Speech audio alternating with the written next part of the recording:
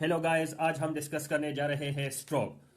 तो पहले हम डिफिनीशन को डिस्कस करते हैं। What is stroke?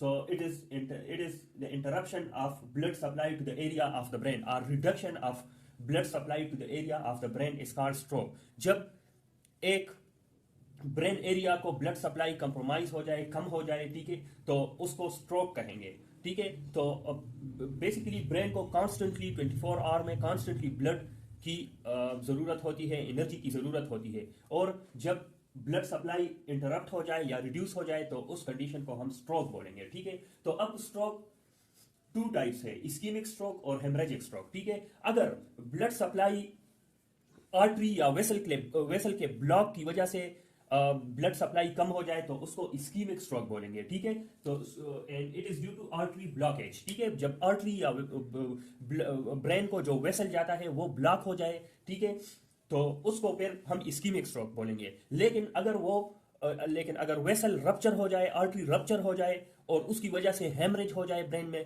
तो उसको हेमरेजिक स्ट्रोक बोलेंगे। ठीक है, मोस्ट कॉमन जो स्ट्रोक की टाइप है वो है ischemic stroke due to artery और वेसल ब्लॉकेज। ठीक है, और हेमरेजिक स्ट्रोक इतना कॉमन नहीं है। ठीक है, तो हेमरेजिक स्ट्रोक आर्टरी या वेसल रप्चर की वजह से होती है और हेमरेजिक स्ट्रोक में भी सबएरेक्नाइड हेमरेज अराउंड द ब्रेन। ठीक है, और इंट्रापेरेन्काइमल जो कि ब्रेन के अंदर जब हेमरेज हो जाए तो उसको इंट्रापेरेन्काइमल बोलते हैं, और जब ब्रेन के सराउंड हो जाए उसको कहते हैं सबएरेक्नाइड हेमरेज। ठीक है, तो ये हेमरेजिक स्ट्रोक में भी ऑफ सबएरेक्नाइड टाइप और इंट्रापेरेन्काइमल। ठीक है, अब इस्कीमिक स्ट्रोक आर्टरी ब्लॉकेज की वजह से होती है, तो या तो वो ब्लॉकेज उस क्लॉट की वजह से होगी जो कि बॉडी के किसी हिस्से से आई होगी, लाइक हर्ट से, फॉर एग्जांपल हर्ट से अगर कोई क्लॉट आ जाए, ठीक है, तो एम्बोलाई आ जाए और आर्टरी को ब्लॉक कर दे, तो वो भी हो सकता है, और थ्रोम्बोटिक भी हो सकती है। ठीक है, तो इस्कीमिक स्ट्रोक में भी एम्बोलिक इस्कीमिक स्ट्रोक और thrombotic ischaemic stroke. Emboli body के किसी भी हिस्से से जब कोई क्लॉट आ जाए, जब कोई एम्बोलाई आ जाए और ब्रेन के वेसल को ऑब्स्ट्रक्ट करे, ब्लॉक करे, तो उसको एम्बोलिक स्ट्रोक बोलते हैं। And it may be due to atrial fibrillation और एंडोकार्डाइटिस। ठीक है, तो एंडोकार्डाइटिस और एट्रियल फिब्रिलेशन की वजह से कोई क्लॉट बनेगा और वो क्लॉट फिर ब्रेन वेसल में आएगा और ब्रेन वेसल को ब्लॉक करके it will cause the ischaemic stroke. ठीक है, या it may B thrombotic ischaemic stroke. Thrombotic brain के वेसल में, सेरेब्रल वेसल में कोई एथरोस्क्लेरोसिस हो जाए, ठीक है, एथरोस्क्लेरोसिस हो जाए और उस एथरोस्क्लेरोसिस की वजह से ब्रेन का वेसल क्या हो जाए, ब्लॉक हो जाए, तो फेट डिपोजिशन, अगर ब्रेन के वेसल्स में, सेरेब्रल वेसल्स में अगर फेट्स की डिपोजिशन हो जाए तो उसकी वजह से भी इस्कीमिक स्ट्रोक हो सकता है और उसको थ्रोम्बोटिक स्ट्रोक बोलेंगे। तो it is due to atherosclerosis of vessel. और इसके रिस्क फैक्टर्स क्या है? हाइपरटेंशन है, डायबिटीज है, स्मोकिंग भी हो सकता है इसका रिस्क फैक्टर। ठीक है, तो smoking.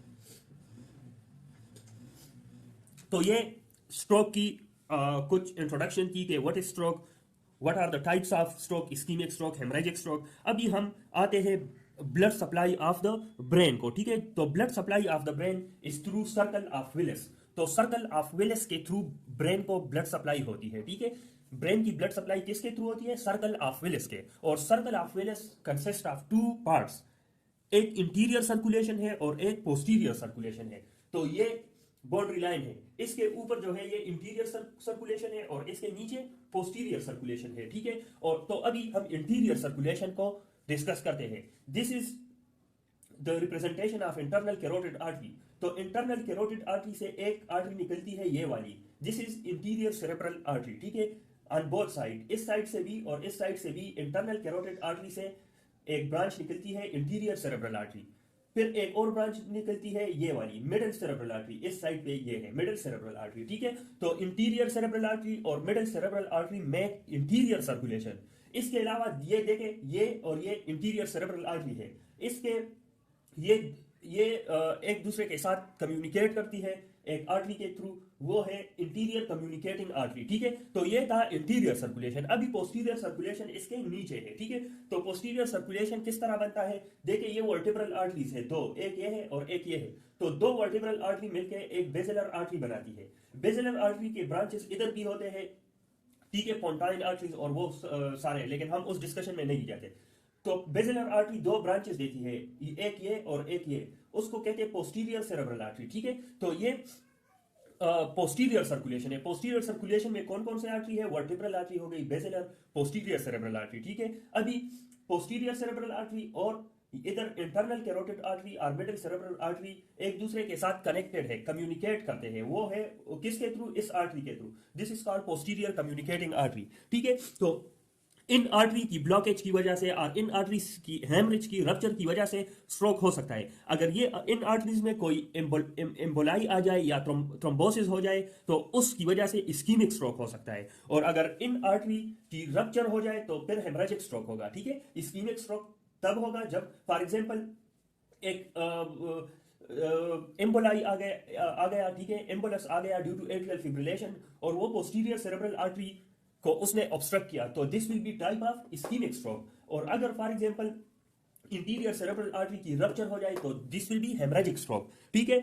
Ischaemic stroke can be converted to hemorrhagic stroke, ठीक है। ये बात याद रखें, इस्कीमिक स्ट्रोक हेमरेजिक स्ट्रोक को कन्वर्ट हो सकती है, ठीक है। मतलब इस्कीमिक स्ट्रोक होगा फिर उस आर्टरी की रप्चर होकर हेमरेजिक स्ट्रोक बन सकता है, ठीक है। तो अभी हम आते हैं लोकलाइजेशन ऑफ स्ट्रोक के जब, और एक बात ये याद रखें कि अगर राइट साइड की आर्टरी ब्लॉक हो जाए, ठीक है, तो बॉडी का कौन सा हिस्सा इफेक्ट होगा? Left side. और अगर लेफ्ट साइड की आर्टरी ब्लॉक हो जाए और उसकी स्ट्रोक हो जाए, ठीक है, उसकी ब्लड सप्लाई कंप्रोमाइज हो जाए तो which part of the body will be affected?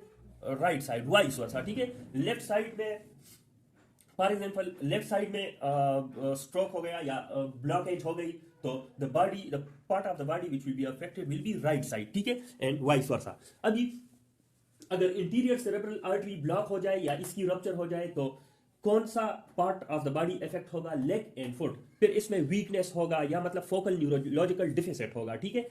अगर पोस्टीरियर सेरेब्रल आर्टरी की ब्लॉकेज हो गई या रप्चर हो गई तो विजन विल बी डिस्टर्ब, ठीक है, विजन विल बी अफेक्टेड। अगर मिडिल सेरेब्रल आर्टरी इन्वॉल्व हो जाए, ठीक है, तो फिर उसमें फेस, आर्म और स्पीच इफेक्ट होगी, ठीक है। अगर पोन्स इन्वॉल्व हो गई तो लॉक्ड इन सिंड्रोम होगा जिसमें पूरी बॉडी पैरालाइज हो जाती है, ठीक है। अगर वर्टिब्रो बेसिलर आर्टरीज की इन्वॉल्वमेंट हो गई, ठीक है, तो उसमें फिर सिंकोपी होगी और एटेक्सिया होगा, ठीक है। तो ये बेसिक बातें थी स्ट्रोक के बारे में। अब हम जाते हैं how we will approach the stroke patient, ठीक है। जब स्ट्रोक पेशेंट आ जाए तो how we will approach that patient, तो अभी हम वो डिस्कस करते हैं। अच्छा गाइस, तो अभी स्ट्रोक का एक पेशेंट आया with focal neurological deficit like arm weakness, face weakness, speech abnormality, ठीक है। तो हम किस तरह जाएंगे, किस तरह अप्रोच करेंगे? तो first we will order the non contrast CT scan, क्योंकि हम जानना चाहेंगे कि whether it is ischemic stroke और हेमरेजिक स्ट्रोक, ठीक है। तो non contrast CT is best to visualize blood, ठीक है। तो अगर नॉन कंट्रास्ट सीटी स्कैन पे ब्लड हमें नजर आया which is white in CT scan, सीटी स्कैन पे ब्लड हमें वाइट नजर आता है, ठीक है, वाइट पेच होता है, ठीक है। अगर ब्लड हुआ तो it mean it is haemorrhagic stroke, और हेमरेजिक स्ट्रोक का एक ही ट्रीटमेंट हम उस टाइम कर सकते हैं, we will lower down the blood pressure, ठीक है। हम ब्लड प्रेशर को लो करेंगे, डिक्रीज कर लेंगे, ठीक है, विद मेडिकल ट्रीटमेंट। फिर हम we will refer the patient to neurosurgery department, ठीक है, और उधर उसके साथ फिर इंटरवेंशन होंगे लाइक क्रेनियोटोमी, कॉइलिंग, क्लिपिंग, ठीक है। अब अगर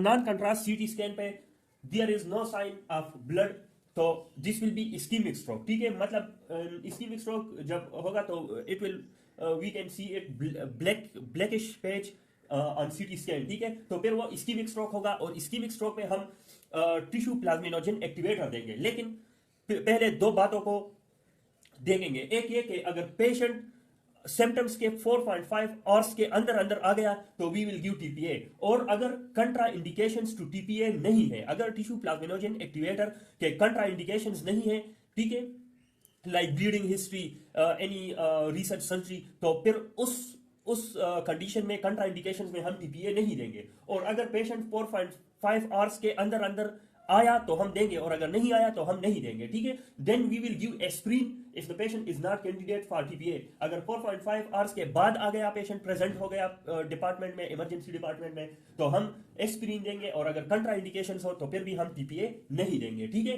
तो ये तो हो गया टीपीए की बात, इस्कीमिक स्ट्रोक। अब हम कौन कौन से इन्वेस्टिगेशंस करेंगे फॉर इस्कीमिक स्ट्रोक, ठीक है। तो इस्कीमिक स्ट्रोक के मुख्तलिफ किस्म के इटियोलॉजीज हो सकते हैं। एम्बोलिक स्ट्रोक हो सकता है, ठीक है, एम्बोलिक इस्कीमिक स्ट्रोक हो सकता है, थ्रोम्बोटिक हो सकता है। तो हम उसको अभी रूल आउट करेंगे कौन कौन से। पहले हम ईसीजी करेंगे to rule out the atrial fibrillation, ठीक है। तो हमें ईसीजी पे एट्रियल फिब्रिलेशन अगर नजर आ गया तो we will treat the atrial fibrillation, ठीक है। हम एट्रियल फिब्रिलेशन को किस तरह ट्रीट करेंगे, उसकी ट्रीटमेंट वारफरीन से करेंगे या any anticoagulant like novel oral anticoagulant हम देंगे, ठीक है। फिर हम इको करेंगे to rule out any clots arising from the heart like due to endocarditis। endocarditis की वजह से अगर कोई क्लॉट बना हो तो हम उसको भी रूल आउट करेंगे और हम इको करेंगे। तो अगर इको पे हमें क्लॉट एनी वेजिटेशन नजर आ गए, ठीक है, क्लॉट्स नजर आ गए, तो we will treat the with anticoagulants.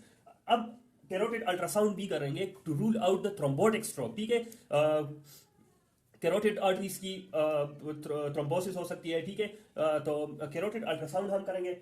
अगर कैरोटिड अल्ट्रासाउंड पे हमें स्टेनोसिस लेस देन 70% मिला तो वी विल ट्रीट मेडिकली, और अगर 70% से ज्यादा स्टेनोसिस है वेसल की तो हम करेंगे क्या, कौन सी ट्रीटमेंट करेंगे, we will do carotid endarterectomy और स्टेंट, ठीक है। तो ये थी stroke के patient को approach, how we will approach the stroke patient. If the patient presented with focal neurological deficit, then we will first we will do non-contrast CT scan to rule out the hemorrhagic stroke. If the patient has blood in the CT scan, then it will be hemorrhagic stroke, and hemorrhagic stroke is treated by lowering the blood pressure, ठीक है। and then we will refer the patient to neurosurgery, ठीक है। और non contrast सीटी पे ischaemic stroke blood नहीं है तो it will be ischaemic stroke. फिर हम टीपीए देंगे या नहीं देंगे, ये डिसाइड होगा 2 पॉइंट्स पे। If the patient present within 4.5 hours then we will give tPA, और अगर कंट्राइंडिकेशंस ना हो टीपीए के लिए तो वी विल गिव टीपीए, ठीक है। इन्वेस्टिगेशन कौन कौन से करेंगे, ईसीजी करेंगे, इको करेंगे, कैरोटिड अल्ट्रासाउंड करेंगे, और उसके अकॉर्डिंगली फिर हम पेशेंट को ट्रीट करेंगे, ठीक है। तो ये थी सारी स्ट्रोक की कहानी। फिर स्ट्रोक को हमने पहले इंट्रोडक्शन उसकी किया, ठीक है। फिर हमने blood supply of the brain को डिस्कस किया थोड़ा बहुत, ठीक है। फिर हम लोकलाइजेशन ऑफ स्ट्रोक को भी डिस्कस किया, और अभी हमने किया कि how we will approach the stroke patient. Thank you.